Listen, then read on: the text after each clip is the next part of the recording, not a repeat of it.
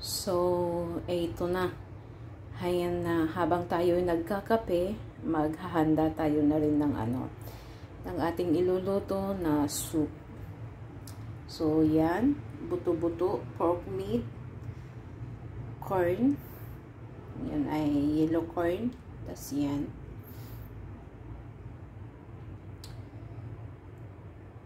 Of course, mamaya, lalagyan natin ng ginger at saka garlic.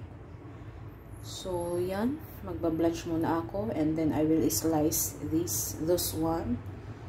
Those two need to slice. So, yan guys.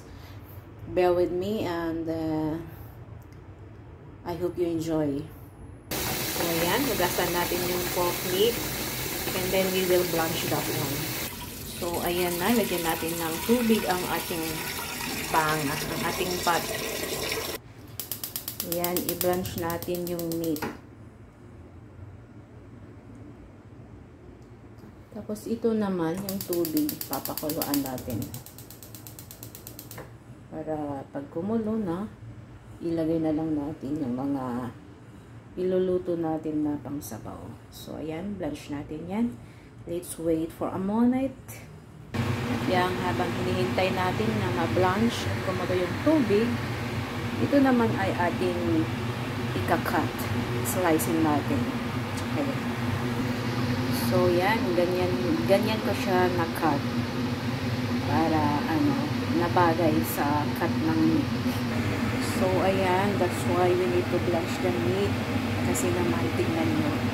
Para mawala yung konting dumi. Para yung sabaw, siya, clear. At ito na, na-cut na din natin itong isa. And what? Yan, hugasan natin ng meat. Kasi tapos lang na blanch, hugasan na ulit natin. So, ayan, nakahanda na lahat.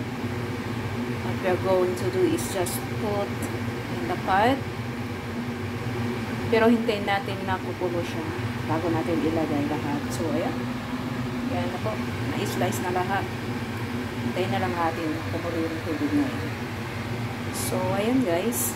Ayan na guys, ang simple way ng paghahanda sa iluluto nating sabaw for today's video. So, ayan. Pag inaantay natin ang tubig na kumulo, tayo naman ay magkakape. Tuloy natin ang kape. So, ayan. Kumukulo na yung tubig. So, we need to put the meat. We put all together para sabay-sabay silang maluto. At iluluto natin ito ng 1 oras. Yan po. Ayan.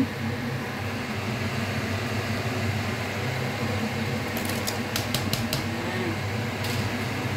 Lahat lagay na lang. Ayan. Yes. Mga bawang at ginger. So, ayan. Luluto natin yan ng 1 oras. Para makamit natin ang tunay na sabaw na galing sa natural. So, ayan po guys. I will end up here. I hope you enjoy watching and God bless everyone.